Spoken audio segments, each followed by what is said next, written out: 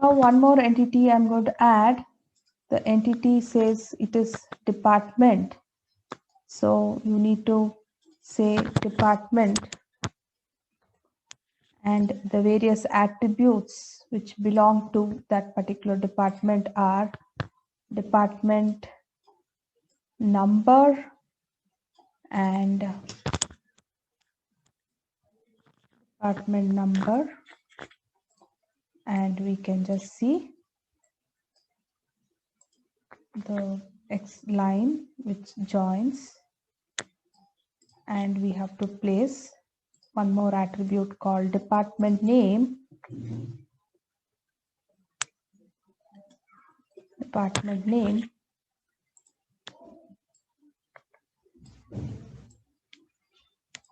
and specify the relationship where it says student belong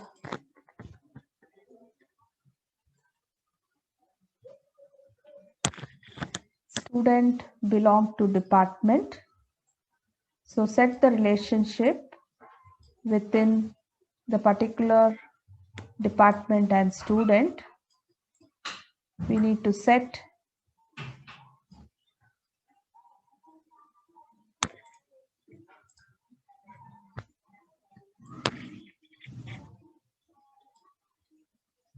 so try to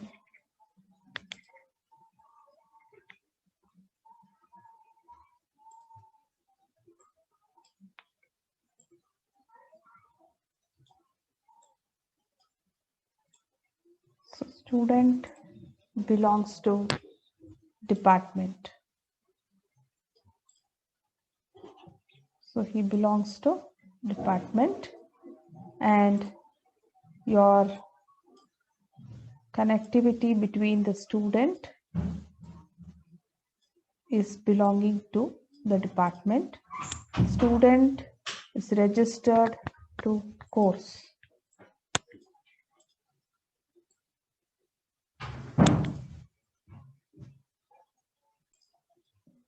So now you can add one more entity. The entity is faculty. Faculty. The relationship faculty also belong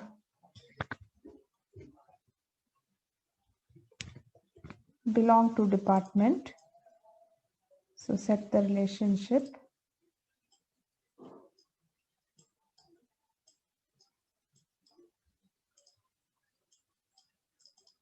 belong, and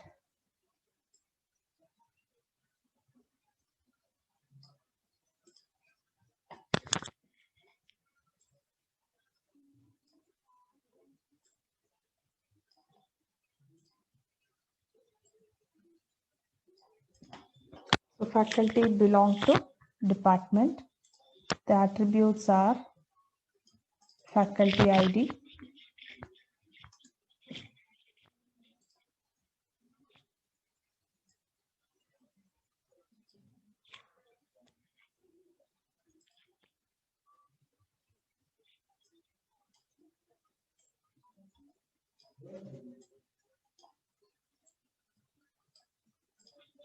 faculty ID, faculty name,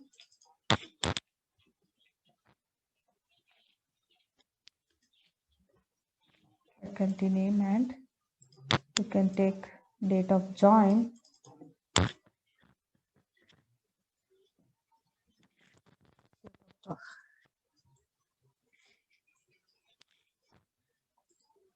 So these can be the various attributes of faculty. You can still add email ID and phone number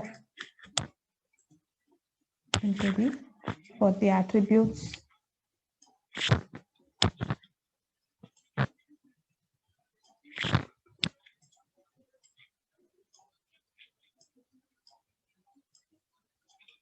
So we are drawing this like this, and then we have one more attribute called attendance.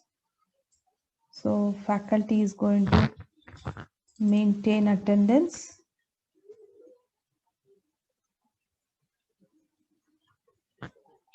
attendance.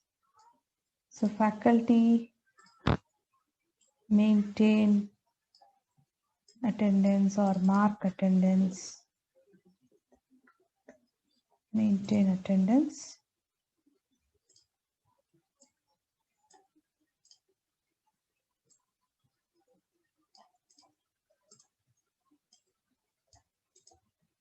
You can just also, when you set your arrow mark to none, it will not show you any of the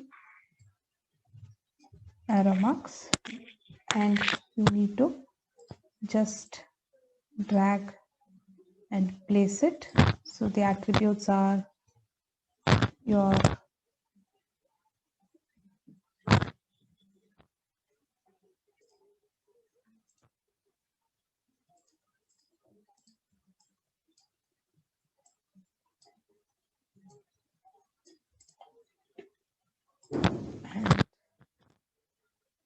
percentage.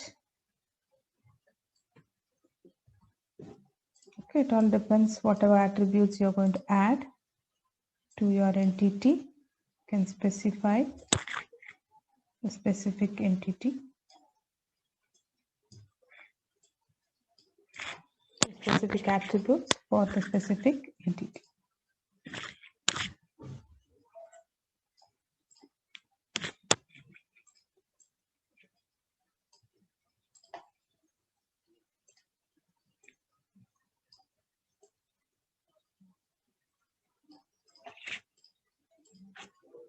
Then we have one more attribute, one more entity called section.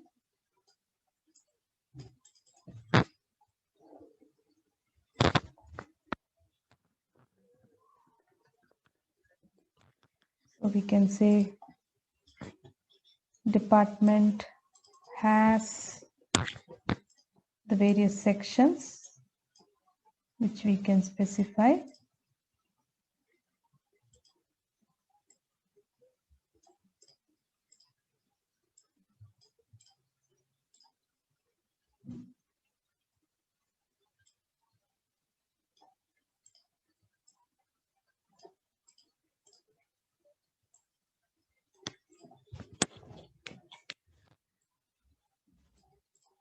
Then the attributes of section is section ID.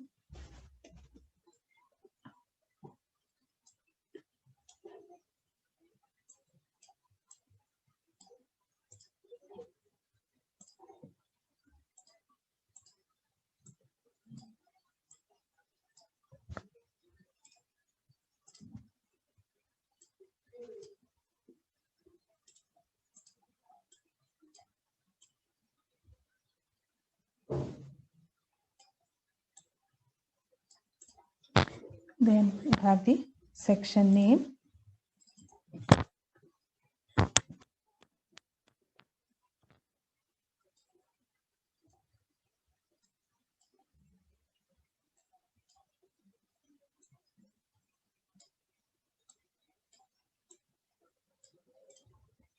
And add the entity.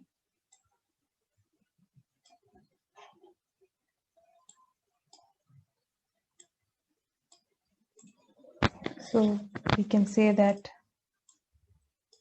the department has various sections, and department, the faculty belong to department. Faculty also belong to department. Faculty maintain attendance.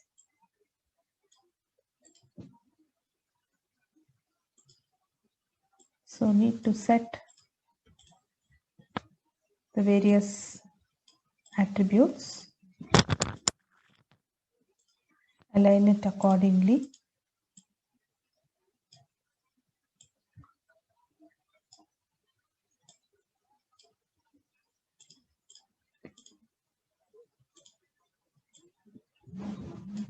So this is the concept which shows that the ER diagram. We can also say that the faculty teaches for the course, so we can have a relationship between the faculty and course. So teach for the course, faculty teach for the course. So you can specify the relationship between the faculty and course. So you can show it like this. So faculty teach for course.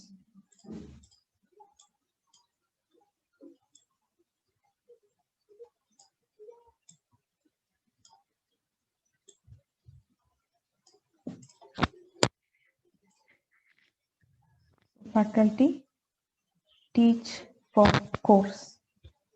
Also you can have student enroll for exam. So we can have one more entity called exam, and the relationship between student and the exam will be enroll. So student will enroll for exam.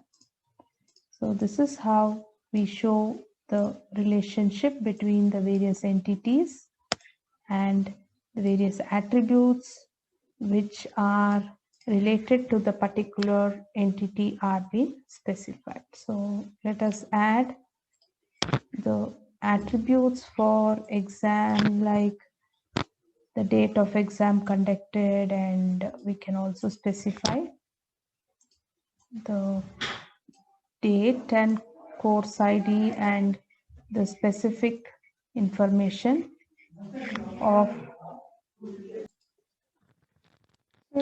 Here we have placed all the attributes and entities and the relationship set between the entities. We can also now save the file for later use. You can just save it to your system and later you can open the file so that you can edit it. That can be done by clicking on file. So this is how your ER diagram looks like. You can specify your ER diagram where it gives you the information about your entity relationship. This is the example for college management system. You can click on file. You can say save. It will ask you where you want to store your ER diagram. So we can specify and click on save, and then this will be saved as a .io diagram where we can open it later, or you want to make it a particular file into an image file, you can click on export as. So if you're going to click on export as and JPEG, you cannot do any editing, it becomes a picture. In case of, if you want to save it as your particular you want to save it as the .io where you want to later edit it, you can say file save. Thank you.